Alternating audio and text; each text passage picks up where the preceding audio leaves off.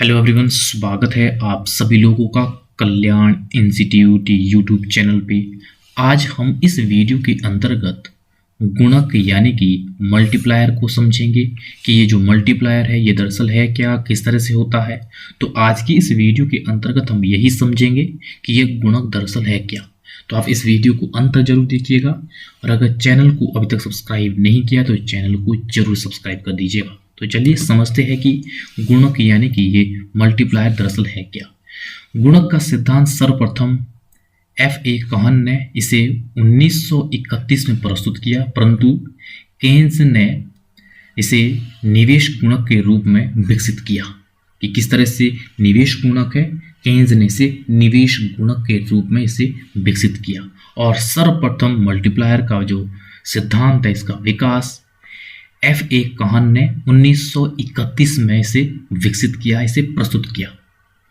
जो केन्स है, केन्स इसे निवेश गुणक के रूप में यानी कि इन्वेस्टमेंट मल्टीप्लायर के रूप में इसे विकसित करते हैं।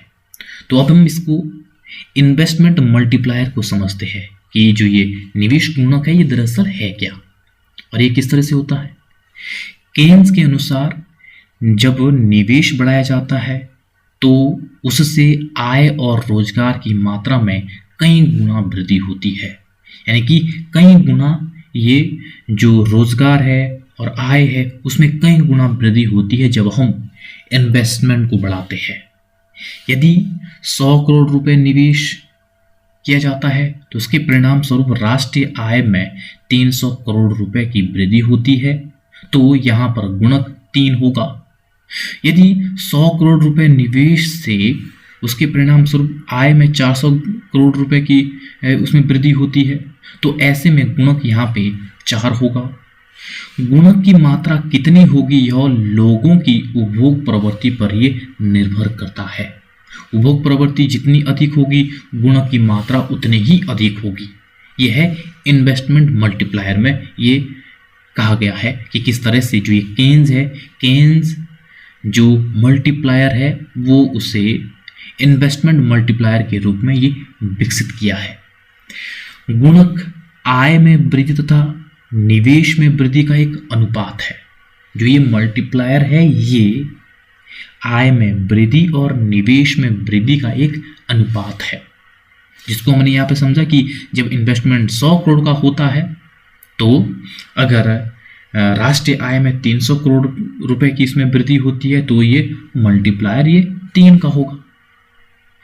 जब 100 करोड़ रुपए का नया निवेश किया जाता है तो इसका तात्पर्य यह है कि उत्पादन की प्रक्रिया में लगे लोगों की आय में वृद्धि होती है और वे आगे व्यय करके दूसरों की आय में वृद्धि कर देंगे।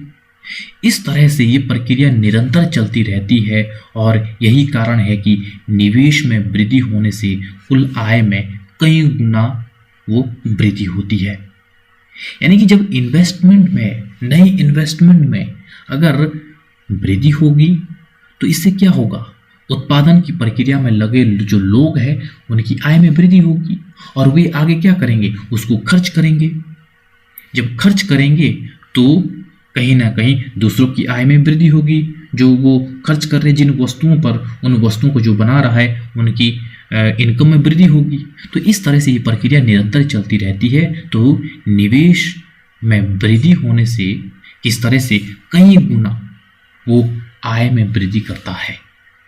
गुणक का कम या अधिक होना वो सीमांत उपभोग प्रवृत्ति पर वो सीधे रूप से निर्भर करता है। अगर सीमांत उपभोग प्रवृत्ति अधिक होगी तो कहीं ना कहीं वो इन्वेस्टमेंट भी अधिक होगा। अगर सीमांत उपभोग प्रवृत्ति कम होगी तो इन्वेस्टमेंट भी कम होगा। तो इस तरह से गुणक का कम और अधिक होना वो सीमांत उपभोग प्रवृत्ति पर वो निर्भर करेगा। यदि सीमांत उपभोग प्रवृत्ति अधिक है तो गुणक भी अधिक होगा। यदि सीमांत उपभोग प्रवृत्ति कम है यानी नीची है तो जो गुणक है वो भी कम होगा। गुणक केवल मुद्रा के रूप में ही कार्य नहीं करता है, अपितु ये वास्तविक आय अथवा उत्पादन के रूप में भी ये कार्य करता है।